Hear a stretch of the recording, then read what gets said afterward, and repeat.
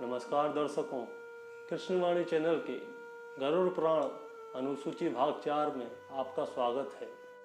हमारे पिछले भाग यानी भाग 3 में आपने जाना कि कैसे 13वीं के बाद जीवात्मा यमलोक के लिए प्रस्थान करती है तथा मार्ग में उसे किस प्रकार की यातनाएं व पीड़ा दी जाती है।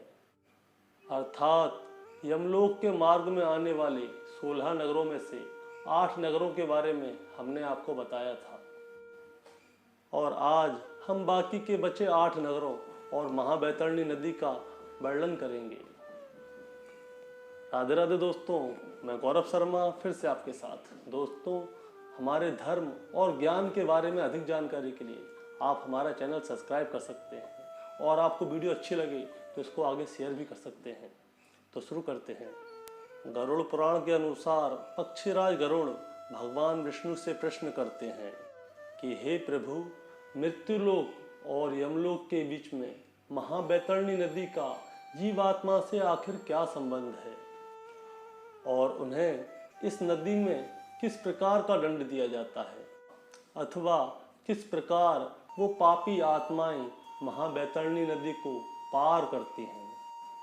फिर भगवान विष्णु ने कहा 5 माह और 15 दिन हो जाने के पश्चात यमदूतों के द्वारा वह पापी आत्मा उसी विचित्र भवन में अपने श्राद्ध पिंड का उपभोग करता है। भूख के कारण मार्ग में उसको बार बार पीड़ा पहुंचती है अतः यमदूतों के रोके जाने के बाद भी वह उस मार्ग में विश्राम करते हुए विलाप करता है। वह कहता है कि क्या कोई पुत्र या बांधव है जो मेरे मरने पर शोक सागर में गिरते हुए मुझे सुखी नहीं कर रहा है। इसी समय उसके सामने वहां पे हजारों मल्लाह आते हैं जो कहते हैं कि 100 योजन मवाद से विस्तृत और रक्त से पूर्ण नाना प्रकार की मछलियों और मगरमच्छों से पूर्ण महाबैतरणी नदी को पार करने की इच्छा करने वाले तुम्हें हम सुखपूर्वक नदी पार कराएंगे।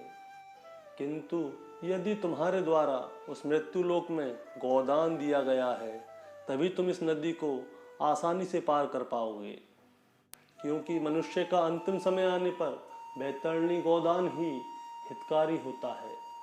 यदि बैतरणी नदी को पार करना है तो विद्यमान लोगों को ब्राह्मण के लिए गोदान करना ही चाहिए। गोदान पापी के सभी पापों को विनष्ट करके उसे सुखपूर्वक विष्णु लोक ले जाता है। जिसने बैतरणी दान नहीं किया है वह प्रेत वहीं जाकर के उसी बैतरणी नदी में डूबने लगता है और जो प्रेत जितना बड़ा पापी होता है उसे वहीं पे निश्चित समय तक उसी नदी में रहना पड़ता है और डूबते हुए स्वयं अपनी निंदा करते हुए कहता है कि मैंने ब्राह्मण को कभी कोई दान नहीं किया है और ना ही मैंने कभी अग्नि में कोई आहुति दी है और ना ही कभी भगवान का जप किया है और ना तीर्थ में जाके कभी स्नान ही किया है और ना ही कभी भगवान की स्तुति की है।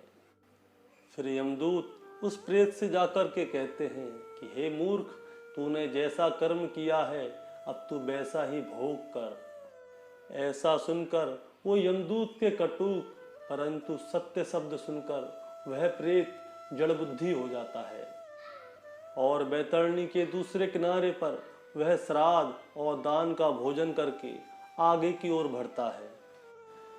इसके बाद वह प्रेत एक दिन और एक रात में 200 योजन की गति से चलता है।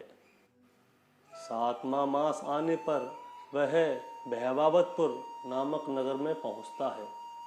7वें मासिक श्राद्ध में जो कुछ दान दिया गया है वह उस सभी को वहीं खाता है और 8वें मास की समाप्ति पर उसकी यात्रा दुखदपुर तथा नाना क्रंदनपुर की ओर होती है। यहाँ अत्यंत दुखी होकर वह रोने लगता है। यहाँ के निवासियों को क्रंदन यानी कि दुखी देखकर वह प्रेत एकांत में जाके बहुत दुखी होके बहुत जोर जोर से रोता है और वहाँ 8वें मास के श्राद्ध को खाकर वह सुखी होता है और उस नगर को छोड़कर वह तप्तपुर चला जाता है। सितब्ध भवन में जाकर प्रेत अपने पुत्र के द्वारा किए गए पिंडदान तथा श्राद्ध को खाकर सुखी होता है और 10वें मास में वह रौद्र नगर जाता है। वहाँ वह 10वें मास का पिंड खाकर आगे पर्यवर्सन नामक नगर की ओर चल देता है और वहाँ पहुंचकर वह 11वें मास का भोजन करता है और वहाँ पे मेघों की बहुत जोर से जल वर्षा होती है। उसे देखकर प्रेत को बहुत कष्ट होता है और तदंतर आगे बढ़ते हुए उस प्रेत को बहुत जोर से भूख और प्यास लगती है, जिससे कि वह बहुत ज़्यादा तड़पता है। 12वें मास में पुत्र ने जो भी श्राद्ध या पिंड दिया है उसको ही वह प्रेत वहाँ पे खाता है, उसका भोजन करता है। इसके बाद वर्ष समाप्ति के कुछ दिन शेष रह जाने पर, यानी कि 11 महीने 15 दिन पूर्ण हो जाने के बाद वह शीताग्रपुर जाता है, जहाँ पे कि प्राणियों को अत्यंत कष्ट देने वाली ठंड पड़ती है। वहाँ की ठंड से ग्रसित वह प्रेत भूख और प्यास से दुखी होकर इस आशा में 10 दिशाओं की ओर देखता है कि क्या मेरा कोई बंधु बांधव है जो कि मेरे इस दुख को दूर कर दे। उस समय यमदूत उस प्रेत से कहते हैं कि तेरा पुण्य वैसा कहाँ है कि तेरा कोई साथ दे और तेरे इस दुख को तुझसे दूर कर दे। इसके बाद वहाँ से 84 योजन परिक्षेत्र में फैला हुआ गंधर्व और अप्सराओं से परिव्याप्त और अत्यंत मनोरम बहुधर्म भीति भवन पड़ता है, जहाँ पे कि 84 लाख मूर्ख एवं अमूर्ख प्राणी निवास करते हैं। और इस पुर में 13 प्रतिहार बसते हैं जो कि ब्रह्मा जी के पुत्र हैं और वही श्रवण कहलाते हैं। ब्रह्मा जी के सभी पुत्रों श्रवण देवों का वर्णन और उनसे जुड़े हुए कार्य हम आपको अगले भाग यानी कि गरुड़ पुराण भाग 5 में बताएंगे। दोस्तों, अगर आपको हमारा गरुड़ पुराण का यह भाग अच्छा लगा हो तो कृपया कर हमारी इस वीडियो को लाइक करके आगे शेयर भी कर सकते हैं। चैनल पे नए हैं तो चैनल सब्सक्राइब भी कर सकते हैं। तो मिलते हैं अगले पाठ में अगले सोमवार सुबह 11 बजे। तो बोलिए राधे राधे।